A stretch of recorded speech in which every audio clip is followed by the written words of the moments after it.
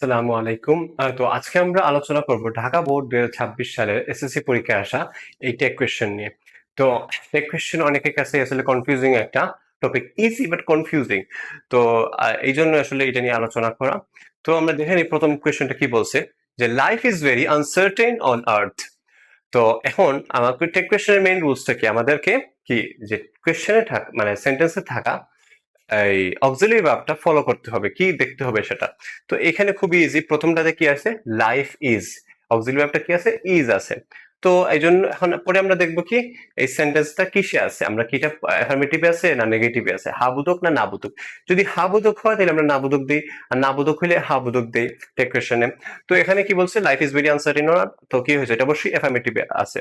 তো এই জন্য কি করছি আমরা, ইজ থেকে কি করছি, ইজ নট করছি, একদম ইজি। অবশ্যই আমরা শর্ট ফর্মটা লিখবো, ইজ নটটা লিখবো না। ইজ নট একটা অ্যাপোস্ট্রফি দিয়ে ইজ নট লিখবো। তো এটা যেহেতু হাবুদকে এই জন্য আমরা নাবুদক করছি। ওকে, এরপরে আমাদের এই যে এখানে এটা কি হবে, যে এখানে আমরা ইট দিব না, হি দিব না, সি দিব না, ডু দিব, কি দিব, সরি দে দিব। তো এখানে আমরা দেখতে হবে সাবজেক্টটা কি, সাবজেক্ট আছে লাইফ, লাইফ একটা সিঙ্গুলার নাউন, এবং লাইফের প্রনাউনটা কি, অবশ্যই লাইফের প্রনাউনটা হচ্ছে ইট। ব্যক্তি ছাড়া সবকিছুই বস্তু, মানে আমরা ধরে নেই যেমন ইট, মানে ব্যক্তি ছাড়া সবকিছুরই প্রনাউনটা কি হয়, ইট হয় সাধারণত। সাধারণত তো এটা এখানে লাইফের প্রনাউনটা কি হবে, ইট হবে। এই জন্য আমরা কি দিয়েছি, ইট দিয়েছি, লাইফের প্রনাউনটা ইট। তো একদম ইজি, ইজ থেকে আমরা কি করছি, ইজ নট করছি, এরপরে লাইফের প্রনাউন দিয়েছি ইট, শেষ। অবশ্যই লাস্টে ইন্টারোগেটিভ মার্ক, শেষ। তো আমরা পরবর্তী প্রশ্নে চলে আসি। এখানে বলছে nobody knows when death comes. তো এখন যখন আমরা দেখবো টেক কোয়েশ্চেনটা কমপ্লেক্স সেন্টেন্সে আছে, তখন আমরা প্রিন্সিপাল ক্লজটা দিয়ে টেক কোয়েশ্চেনটা করব। এখন আমাদের দেখতে হবে যে এইটা কিভাবে বুঝছি আমরা, এটা কমপ্লেক্স সেন্টেন্স। এখানে আমরা একটা দেখতেছি যে সাবঅর্ডিনেট ক্লজ মার্কার আছে। তো সাবঅর্ডিনেট ক্লজ মার্কার আছে দেখে আমরা বুঝতে পারছি কি এটা একটা কমপ্লেক্স সেন্টেন্স। তো এখন আমাদের কি করতে হবে, এই প্রিন্সিপাল ক্লজ কোনটা, এটা এটা হচ্ছে আমাদের প্রিন্সিপাল ক্লজ। এই প্রিন্সিপাল ক্লজ দিয়ে আমরা কাজ করব। এখন প্রিন্সিপাল ক্লজ নিয়ে কাজ করতে হলে আমাদের দেখতে হবে প্রথমে কি অক্সিলারি ভার্ব আছে কিনা। সবসময় আমরা যখন দেখি, তো এখন এখানে দেখলাম একটা অক্সিলারি নাই, একটা অক্সিলারি ভার্ব নাই। এখানে আছে কি মেইন ভার্ব বা প্রিন্সিপাল ভার্ব আছে। তো এখন আমরা এইটা দিয়েই কাজ করব। তো এখন যেহেতু যখন আমাদের মেইন ভার্ব থাকবে, মানে অক্সিলারি থাকবে না, am is are was were এগুলো থাকবে না বা যাই আছে, তো আমরা কি করবো, মেইন ভার্বে থাকলে আমরা কি ইউজ করবো, ডু ডাজ অথবা ডিড। ডু ডাজ ইউজ করবো যদি আমাদের প্রেজেন্ট টেন্সে থাকে, আর ডিড ইউজ করবো যদি আমাদের পাস্ট টেন্সে থাকে। এখানে আমাদের নোজ কিসে আছে, অবশ্যই একটা প্রেজেন্ট টেন্সে আছে, এইটা প্রেজেন্ট টেন্সে আছে, আমরা নোজ দেখে বুঝছি। তো এখন আমাদের নোজ থাকলে প্রেজেন্ট টেন্সে আমরা কি ইউজ করি, ডু অথবা ডাজ। এখন ডু অথবা ডাজ আমরা কোনটা ইউজ করব, আমরা জানি নোবডি হলে কি হয়, নোবডি হলে আমাদের এটা আমরা জানি, nobody, no one, somebody, someone, তো এনিবডি, এনিওয়ান, এগুলো হলে আমরা দে ইউজ করি।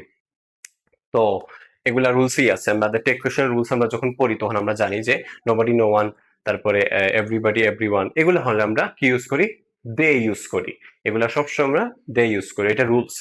তো এখন আমরা দে এর সাথে কি আমরা ডাজ ইউজ করতে পারি না, আমরা শুধু হি সি ইটের সাথে ডাজ ইউজ করতে পারি। তো এখানে আমরা দের সাথে অবশ্যই ডাজ ইউজ করতে পারবো না। তো এই তো হয়ে গেল আমাদের, যেহেতু আমাদের প্রেজেন্ট অক্সিলারি নাই, মেইন ভার্ব আছে, মেইন ভার্ব থাকলে আমাদের কি করতে হবে, ডু ডাজ দিতে হবে। যেহেতু প্রেজেন্টে আছে আমরা কি দিব, ডু ডাজ দিব। ডাজ দিব, ডু দিব কেন, কারণ নোবডি হলে দে বসে, আর দের সাথে আমরা ডু বসাতে পারি, ডাজ বসাতে পারি না, তাই হয়ে গেছে কি ডু দে, শেষ, সিম্পল, একদম ইজি। পরে আসি আমরা কি বলছে, but we hardly, but we hardly realise the truth. এখন প্রথমে আমরা বুঝতে, আমি আগে বলে রাখি যে hardly, seldom, scarcely, few, little, এগুলা থাকলে আমরা বুঝে নিব এটা নেগেটিভ একটা সেন্টেন্স, নেগেটিভে আছে। এখন আমাদের কাজ হচ্ছে কি, এগেইন অক্সিলারি ভার্ব খোঁজা।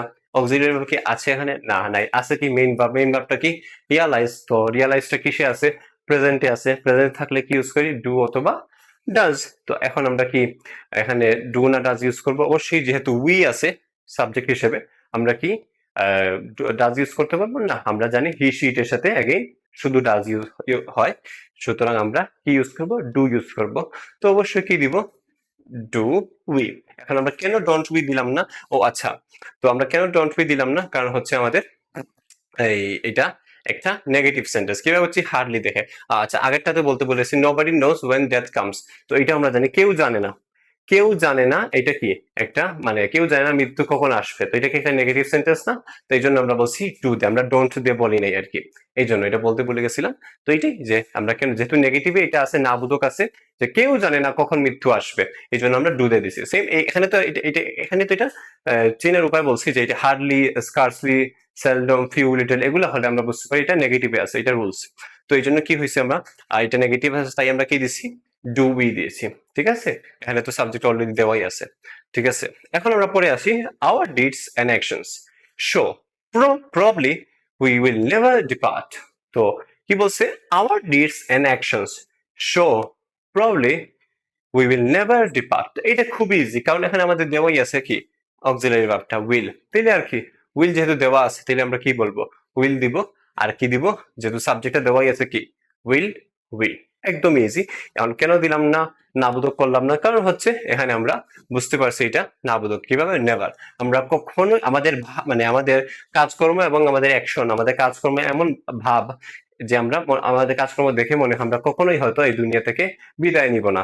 তো এই যে দেখে মনে হয় না, এই জন্য আমাদের কাজকর্ম দেখে মনে হয় আমরা কখনো দুনিয়া থেকে বিদায় নিব না, আমাদের উই উইল নেভার ডিপার্ট। তো এই জন্য কি হয়েছে, এই জন্য আমাদের এই কি এটা নেগেটিভে আছে বুঝতে পারছি, তাই আমরা কি উইল পি দিয়েছি, শেষ। এটা খুবই ইজি ছিল, আমার অক্সিলারি দেওয়া আছে আর সাবজেক্টটাও দেওয়া আছে। তো এখন আমরা লাস্ট আরেকটা রয়ে গেছে, ওইটা আমরা দেখে নেই ওইটা কি বলছে।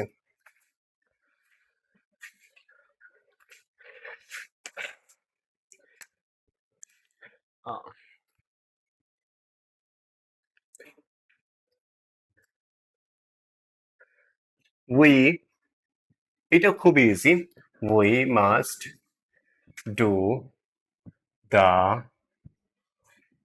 ওয়েল বিং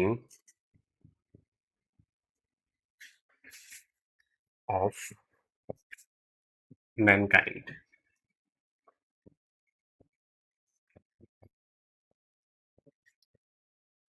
এটা কি হবে,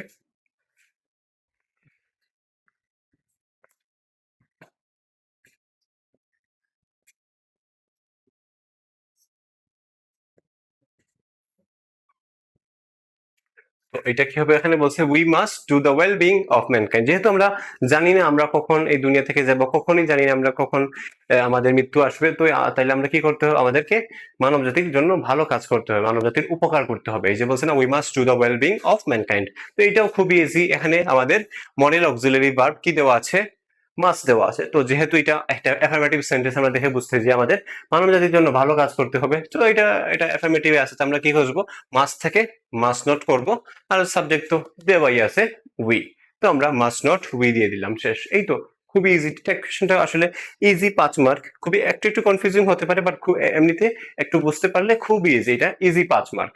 তো এতটুকু ছিল আজকে আমাদের টেক কোয়েশ্চেন ঢাকা বোর্ড 2026 সালে আসা।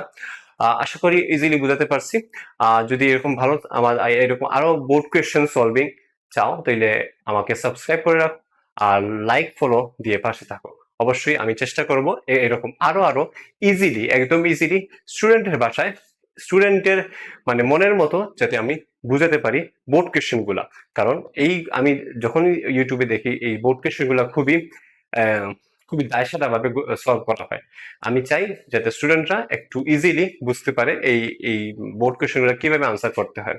তো সামনে আরো এরকম ভিডিও আসবে, বাকি বোর্ড গুলোরও আসবে। তো আপাতত সাবস্ক্রাইব করে রাখো, ধন্যবাদ, থ্যাংক ইউ, আসসালামু আলাইকুম।